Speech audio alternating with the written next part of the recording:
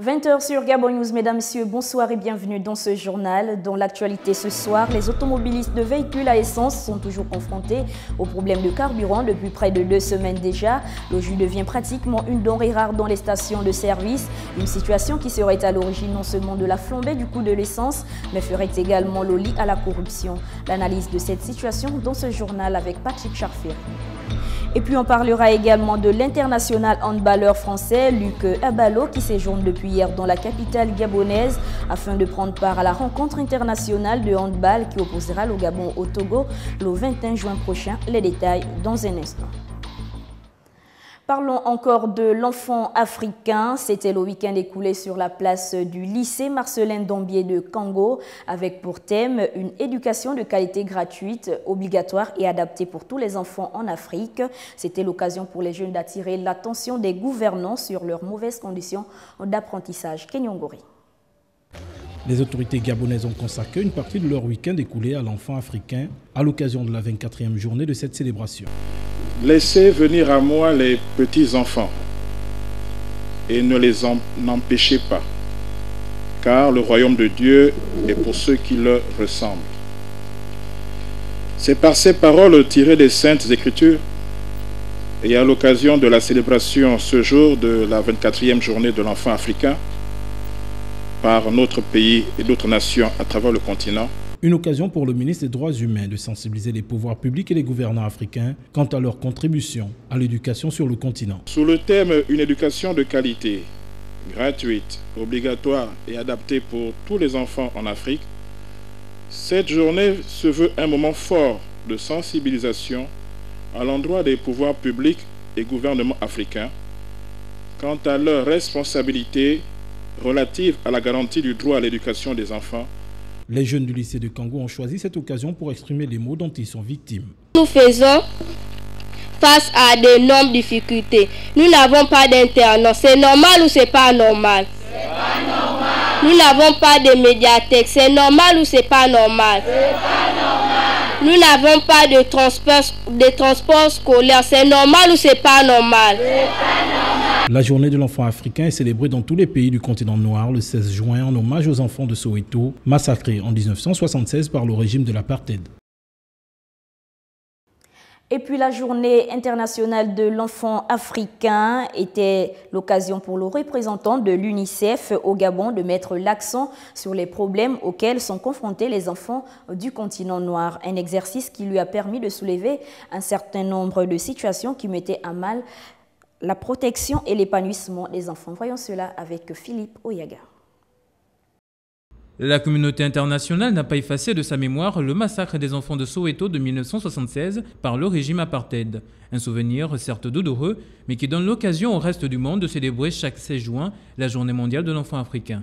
En mémoire des enfants de Soweto, qui ont lutté et donné leur vie pour une éducation de qualité et adaptée pour les enfants d'Afrique, l'Union africaine, depuis 1991, invite chaque année les États membres à commémorer l'action héroïque de ces jeunes enfants. Célébrer l'enfant africain, c'est également avoir une pensée pour ces jeunes encore victimes de certains maux qui minent le continent noir, à l'exemple des 223 lycéennes enlevées au Nigeria par le groupe islamiste Boko Haram.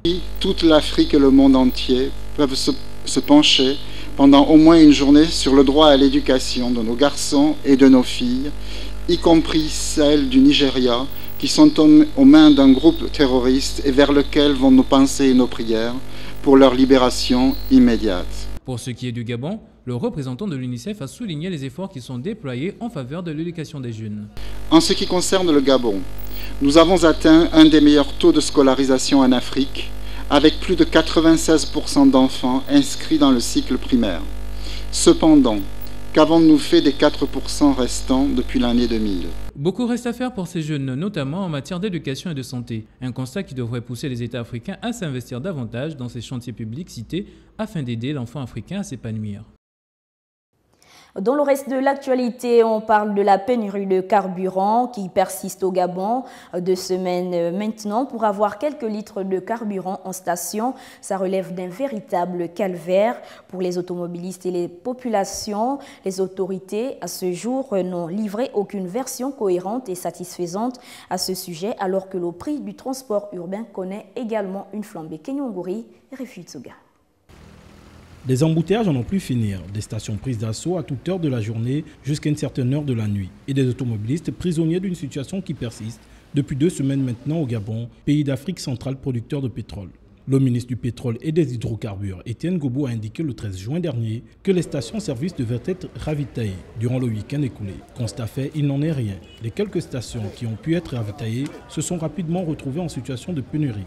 Pour faire baisser la pression, il y a Mambumba Munzeou, directeur général par intérim de la Société gabonaise d'entreposage des produits pétroliers, SGEPP, confirmait effectivement qu'une cargaison de 1000 m3 en provenance de Port-Gentil était arrivée dans la nuit de vendredi à samedi dernier.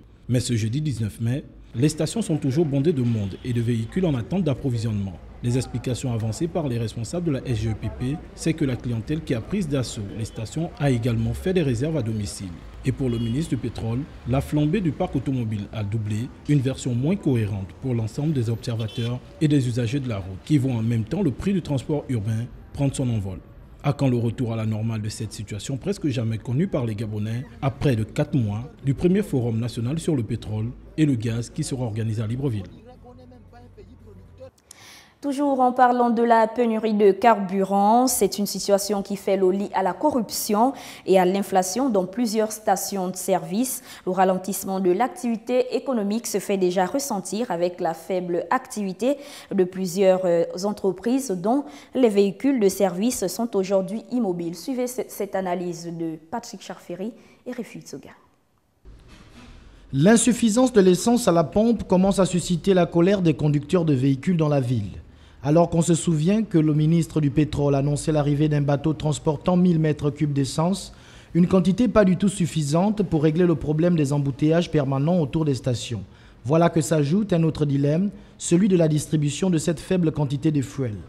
Le constat est triste, certains véhicules sont servis et d'autres reçoivent la phrase traditionnelle très usitée dans cette période de pénurie « il n'y a pas de carburant ». Qu'est-ce qui pourrait expliquer cette injustice à la pompe? Y aurait-il des instructions données quelque part pour privilégier certains automobilistes au détriment des autres? Pire, cette situation de pénurie favorisera une inflation dans les tout prochains jours. La pénurie amènera, si ce n'est déjà fait, une hausse systématique des prix due à la loi du marché sur l'offre et la demande. Il nous est même déjà rapporté que certaines stations auraient doublé le coût de l'essence à la pompe. L'activité économique est au ralenti. Plusieurs entreprises ont vu leurs activités quasiment paralysées. Ce sont les agents de liaison qui se sont imposés des vacances douces. Autour de cette affaire, c'est la loi de l'Omerta. On ne communique pas, comme si personne n'avait le droit de savoir ce qui se passe. Cette situation dont les conséquences se font déjà ressentir sur le plan économique nécessite un débat public entre les acteurs impliqués dans la gestion des hydrocarbures pour mieux comprendre les dessous d'une tête nébuleuse. Et pour terminer, le handballeur international français Luc Abalo est dans les murs depuis hier, en fin d'après-midi, invité spécial de la rencontre internationale Gabon-Togo. Il a été accueilli par le secrétaire général de la Fédération gabonaise de handball, Marvin Beryl, pour le reportage.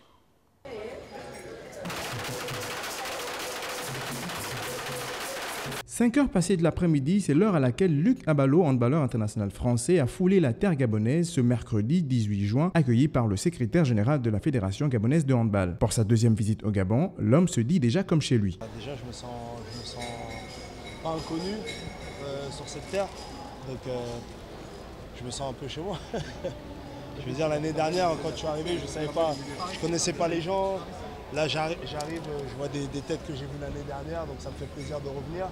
Et je garde un super souvenir de l'année dernière. Donc aujourd'hui, avant de prendre l'avion, j'étais impatient de venir. Et maintenant que je suis là, je suis super content. En plus, toujours un bel accueil.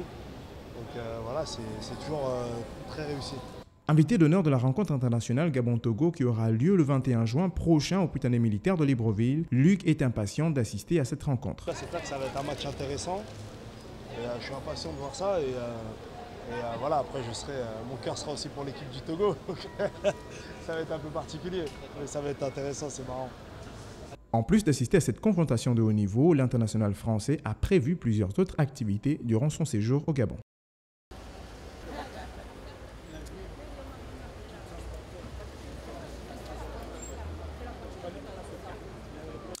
Voilà, ainsi prend fin ce journal. Merci de l'avoir regardé. L'actualité se poursuit sur www.gabonnews.com. Demain, même heure sur Gabon News. Au revoir.